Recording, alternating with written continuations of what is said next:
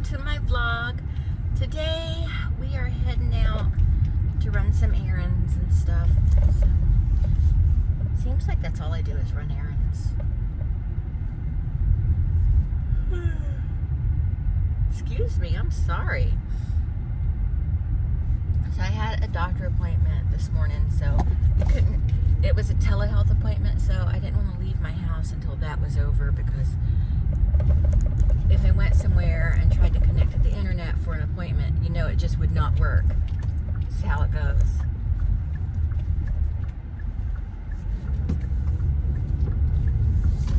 It's a real pretty day out. It's a hot day, but it's a pretty day. It's not as hot as it can get. It can get a lot hotter than what it is. It's like about 85 degrees today. I'm waiting to hear about something that I can't really talk about. It's nothing exciting or interesting for you guys. It's just something that is going to affect my life. And just what happens next is going to help me determine what I need to do next. And I mean, it's nothing really dramatic or anything, but it's something that's going to make a difference to me. And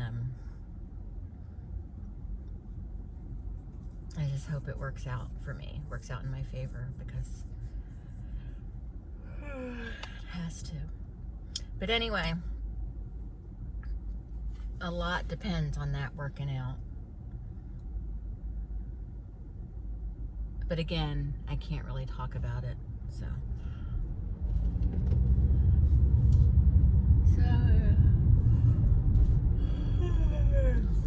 Ooh, $4.15 for gas. Wow. What a deal.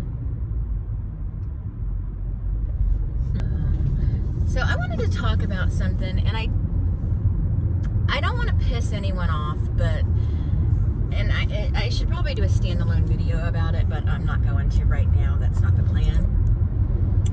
But I have a problem with what Tiffany Haddish had to say about Will Smith smacking Chris Rock over the G.I. Jane joke. And she was saying that, you know, when she was in school, that was making G.I. Jane jokes was a way of saying someone was a homosexual, and she took offense to that. But my thing with that is, so why don't we want to be called a homosexual? Is being homosexual bad? Does that make you a bad person? If someone implies you're a homosexual, does that make you a bad person and you don't want to be a bad person? You want to be a good person, and homosexuals aren't good people? Because that's kind of what it sounded like she was saying. You know what I mean? I mean, she wasn't saying that, but if you're going to go after somebody for saying the wrong words, you should make sure you're saying the right words. So, I mean, there's nothing wrong with someone thinking you're a homosexual, is there? I mean, she was just acting like someone thinking she was homosexual was the worst thing in the world. You know what I'm trying to say? And that it wasn't even what the joke was anyway. But I don't care. I don't care what anyone's stupid defense for Will Smith is. There's never any reason to hit somebody unless they're actively physically assaulting you or your loved one. And he wasn't. And I'm disgusted with Will Smith. And then people are like, you know, like so behind him and like, oh, he's not going to get canceled for this. And I don't believe in cancel culture anyway. To be truly canceled, you have to make the choice to go away anyway. But he represents cancel culture. He didn't like the words somebody said, harmless words that cause no physical pain, so he decided to lash out like a petulant, entitled child. You know, and people look forward, you know, a lot of people look forward to Oscar night. They really look forward to it. It's like, and I know that's vapid and shallow or whatever, but so what? I don't care. A lot of people look forward to it, and they put a lot of work into it and everything.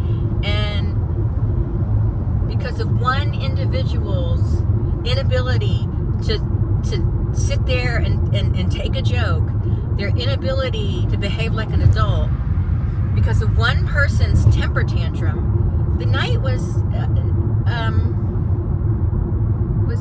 ruined. I mean, it wasn't destroyed, you know what I mean? But there will always be a dark cloud over this year's Academy Awards because of the actions of one man, Will Smith. And that he wasn't immediately escorted out of there just is effed up. That's disgusting to me. And don't say, well, you just don't like Will Smith, because that's bullshit. I've always loved Will Smith. Until that moment, I was a fan of Will Smith. And now he can eat crap, as far as I'm concerned. I met Will Smith. I met him in, 1989. 1988, I met him. He was on tour with Run DMC. And they had come to town on my prom night for my junior prom. I mean, they weren't there for my junior prom, but their concert was the same night as my junior prom. And me and my friends all had our prom dinner at the Juliet room at the Omni Hotel, which was right across the street from the prom venue. And her dad got us a limo, or my one friend's dad got us a limo, and we went there in the limo, had this beautiful meal, and we're leaving to get ready. We're primping and getting ready to go to the prom, and we're in the lobby, and in comes Run DMC and DJ Jazzy Jeff and the Fresh Prince. And I was like, oh yeah, look at that. It didn't, because we were so excited about the prom, it didn't occur to us that Run DMC might be staying there. And so we met Run DMC, and they were looking. It was funny because one of the guys in Run DMC asked us if we were going to the concert, and we're all in formal gowns. And we're like, no, we're going to our prom. And he was like, well, that would explain why you were all so dressed up. And then, so we met Will Smith too. We got our picture taken with him. If I can find that, I'll insert it somewhere. But I don't know that I'll be able to find it. I can look on my other friend's Facebook and see if she posted it at any point, and see if I can grab that for you. But she won't mind if I share it. I'll make sure to ask her first though. But yeah, we met him, and he was very nice, very gentlemanly, very sweet. You know, they were talking to us and treating us like we were the big deal, because, you know, it was our prom night, and it was funny. But they were all really nice.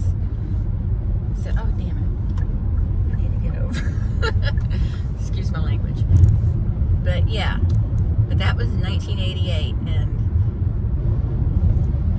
now in 2022, Will Smith is a spoiled, rotten, entitled, bratty asshole that thinks everybody should only make fun of other people and not him or his wife. It wasn't. Okay, so Pete Davidson, they had a roast for Pete Davidson, and I can't remember the comedian's name, but he cracks me up. He had made a joke about Pete Davidson's dad dying on 9/11, you know, which is a horrendous joke, but it was a roast. And he was like, he laughed, he sat there and took it, you know. And I would have never made that joke, but I'm not a comedian either. But the point is, if Pete Davidson can sit there and make a joke about his father's death on 9/11, he was a fireman, and he was at the Twin Towers. If Pete Davidson can sit there and take a joke about his father dying on 9/11, then Will Smith can sit his ass down and take a joke about his wife. It wasn't even that bad. It wasn't that serious. The whole thing was just so completely stupid. I just went to the mall, and this mall is starting to become the crappy mall. Like, the mall near where I live was the crappy mall, but now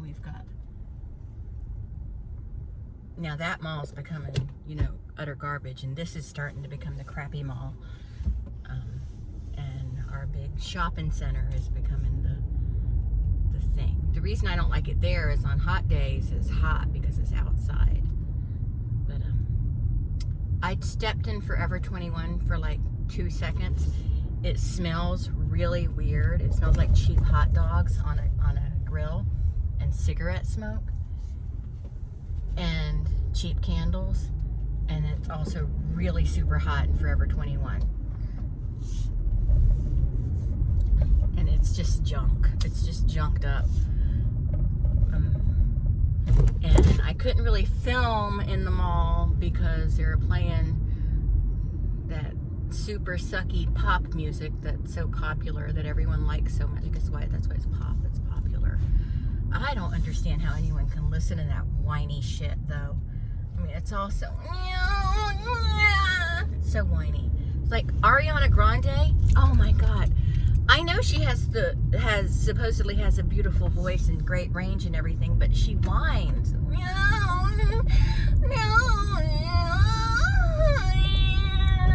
I can't listen to that freaking whining, and it's all such just vapid, shallow bullshit. I mean, God.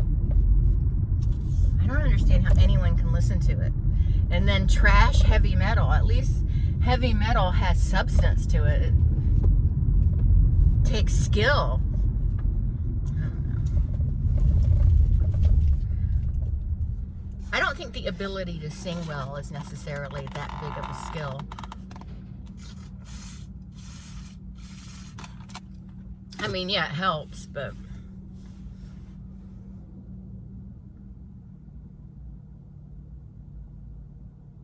I'm being crabby.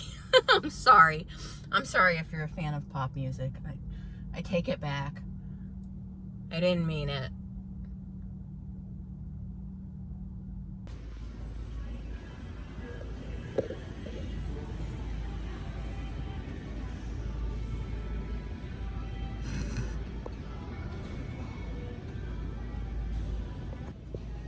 Oh, you're done? Okay.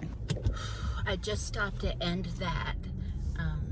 If you don't know I don't know if they're a chain. I think they're a chain. They're part of the Christmas store or the Christmas tree shop, something. But I don't know if you have one where you're at, but I absolutely love that store.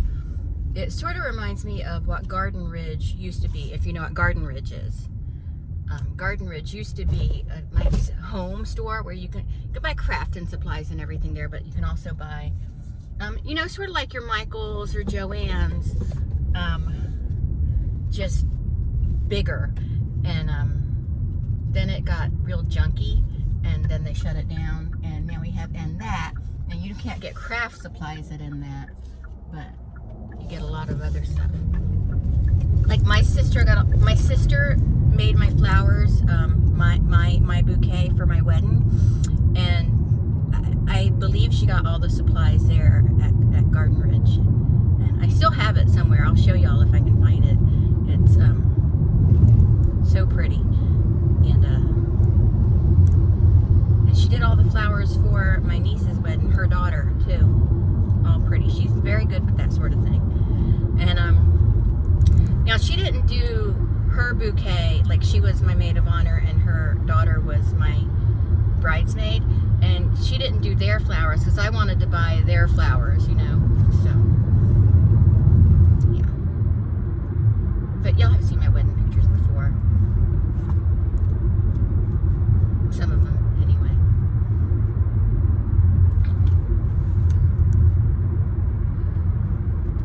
Whew. It's warm. It's warming up even more. Itchy. I get itchy when I get hot. Itchy and sticky. But at least I don't have those two big old booties hanging off the front of me now, making me extra hot and extra sweaty.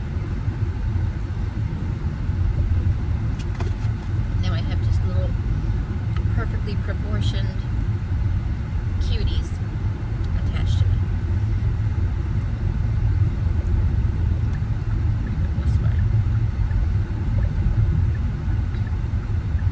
Did I say Hobby Lobby? I meant Garden Ridge. Garden Ridge got I know people have problems with Hobby Lobby, but I don't care. I can't quit Hobby Lobby. I love it. Love it.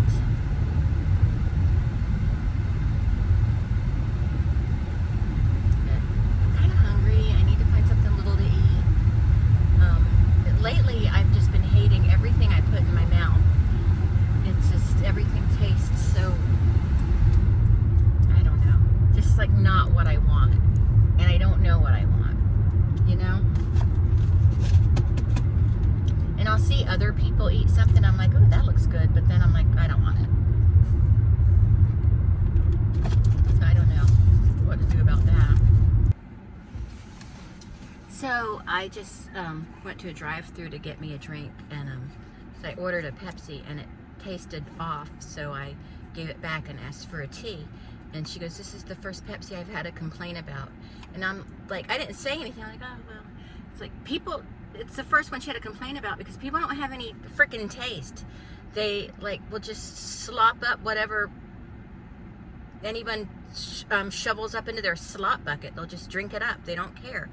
People don't pay attention and have no taste. I swear to God. And I don't mean to insult anybody, but it's just like the things people will settle for. I'm sorry, the Pepsi was funky, and I know funky Pepsi, and I shouldn't be drinking Pepsi anyway, so it doesn't matter, but whatever. Tina, what's it? What? Oh. What's it? What? Oh.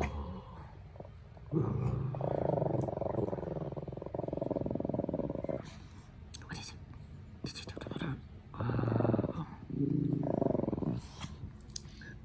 Brian, what is it? Oh. What's it? What is it? Did you see it? Did you see the lady get the stick in the pot and cut the dog and woof woof woof?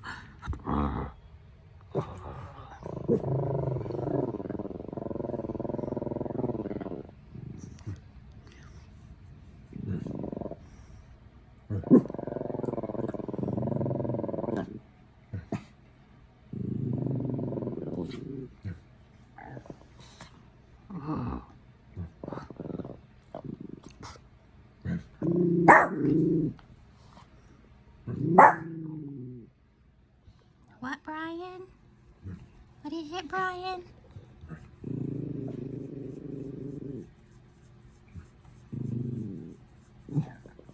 Are you our protector? This is my beautiful sister. She's going to help me make my dress for Spooky Empire. So yay. Okay. Look, I'm doing it, Eric.